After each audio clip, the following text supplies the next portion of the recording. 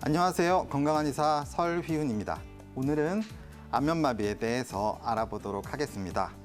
안면마비는 여러 가지 종류가 있는데요. 어떤 종류의 안면마비가 있는지부터 알아봐야 됩니다. 우리가 가장 흔하게 접할 수 있는 안면마비로는 벨마비가 있는데요. 벨마비는 사실 특별한 원인이 없는 안면마비를 이야기합니다. 말초성 안면신경 마비인데요. 특히 몸이 피로하고 스트레스가 많고 신경을 많이 쓴 경우에 많이 걸리는데요. 대부분 수면이 많이 부족하신 분들이 이런 증상을 갖게 됩니다. 또 찬바람을 쐰 경우, 맹바닥에 베고 자고 났더니 입이 돌아갔다, 이런 경우들이 많이 있잖아요. 이런 경우들에 해당합니다. 또 동맥의 부종 등으로 인한 신경의 압박, 혹은 추위로 인한 면역학적인 문제, 혹은 정신적 충격으로 인해서 생기는 경우도 있는데, 이러한 벨마비의 경우는 검사 결과 특별한 어떤 특이점들이 나타나지는 않습니다. 그렇기 때문에 예후도 상당히 좋은 편이고, 대부분의 벨마비 환자들은 6개월 이내에 회복되는 경향을 보이고 있습니다. 하지만 벨마비가 아닌 다른 원인에 의해서 안면마비가 오는 경우들도 많이 있는데요. 특정 원인에 따라서 안면마비가 생기는 경우들이 있습니다. 첫 번째, 람세이헌트 증후군. 이건 뭐냐 하면 대상포진 바이러스에 의해서 안면마비가 발생하는 겁니다. 그래서 대상포진과 같이 안면마비 증상이 생기는 건데요. 이럴 땐 통증이 동반되는 경우들이 많이 있습니다. 혹은 3차 신경통인 경우도 있기 때문에 이에 대한 감별은 초기에 꼭 필요하다고 볼 수가 있습니다. 외부 충격, 교통사고나 어떤 추락으로 인해서 안면뼈가 골절이 되거나 얼굴뼈가 손상을 입은 경우에 같이 발생하는 경우도 있습니다. 이런 경우에는 기본적인 외상치료가 필요하겠죠. 그 다음에 뇌혈관 질환이나 뇌신경 질환으로 발생하는 경우도 있습니다. 이런 경우 중추성 안면마비라고 하죠. 잠시 후에 말초성과 중추성을 비교하는 내용은 설명을 드리겠습니다. 또 드물지만 급성으로 중이염으로, 급성이나 만성 중이염으로 인한 합병증으로 발생하는 경우들이 있는데요. 이런 경우에는 중이염을 먼저 치료하면 증상이 개선되는 경우들이 많이 있습니다. 자, 그럼 이번에는 중추성 안면마비와 말초성 안면마비에 대해서 알아보도록 할 텐데요. 이 두 가지는 예후에 엄청난 차이를 가지고 있기 때문에 초기에 중추성인지 말초성인지를 구분하는 것이 매우 중요합니다. 중추성 마비는 뇌 안에서 마비가 생기는 거고요. 뇌 안에 있는 신경이 마비가 된 거고, 뇌 안에 있는 신경이 밖으로 나왔어. 말초 있는 부분에서 문제가 생길 때는 말초성 마비라고 봅니다. 말초성 마비의 특징을 먼저 보면 마비된 이마에 주름이 잡히지 않습니다. 그리고 눈이 감기지 않죠. 그리고 편마비도 같이 얼굴 쪽에 나타나게 됩니다.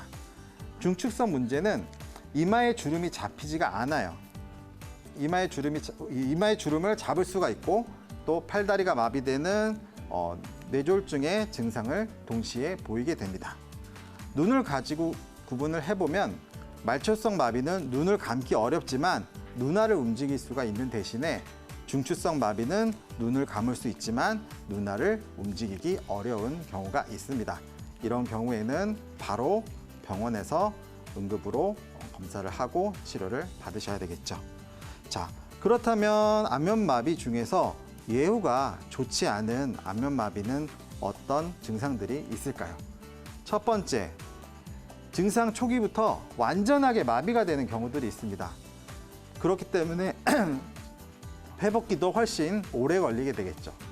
또 하나, 초기 치료가 늦은 경우, 골든타임을 놓치면 아무래도 손상 부위가 늘어나기 때문에 예후가 좋을 수가 없겠죠. 혹은 눈물이 나지 않는 경우, 그리고 60세 이상의 고령 환자들도 고위험군이라고 볼 수 있겠고요. 당뇨나 고혈압 같은 기저질환이 있는 경우들은 아무래도 말초순환 기능이 떨어지기 때문에 회복에 더 불리하다고 볼 수가 있겠습니다. 또 하나는 미각이 소실된 경우나 귀의 통증 혹은 안면에 통증이 있는 경우가 있는데, 이러한 통증이 있는 경우는 단순한 안면신경 마비보다는 다른 신경에도 염증이나 문제가 있을 가능성이 높기 때문에 그 부분에 대한 감별이 꼭 필요하다고 할 수 있겠습니다. 그렇다면 이러한 안면마비는 한의학에서 어떤 방식으로 치료를 할까요?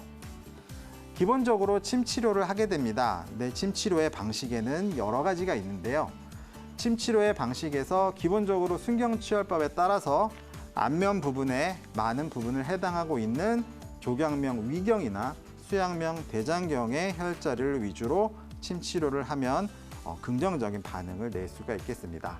침법에는 가중의 방법, 전침, 오침, 화침, 약침 등이 있습니다. 자, 다양한 자극이 다양하게 이루어지는 것이 치료에 도움이 되기 때문에 어떤 단일 침법보다는 여러 가지 침법을 병행해서 사용하는 게 예후가 훨씬 더 좋은데요.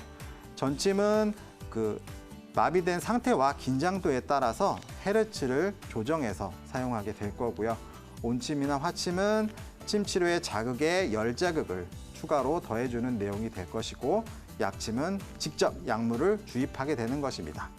앞에 나온 가중의 침법은 자극의 양을 늘리기 위해서 우리가 침을 놓으면 혈자리 부위에 수용기들이 반응을 하게 될 텐데요. 수용기들이 반복적으로 자극이 되도록 한 부위에 여러 개의 침을 동시에 번갈아 놓는 것을 가중의 침법이라고 할 수 있겠습니다.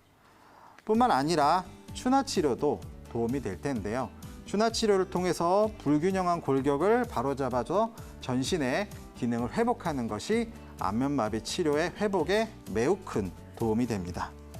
또 급성기가 아닌 만성기, 오래된 안면마비의 경우에는 좌우의 밸런스를 인위적으로 잡아주기 위해서 매선침이라든지 안면 미소침 등을 사용하여 밸런스를 잡아주게 됩니다. 뿐만 아니라 반복된 자극을 통해서 얼굴의 기능적인 부분들을 도와줄 수 있기 때문에 이런 부분들을 좀 고려해야 되겠습니다.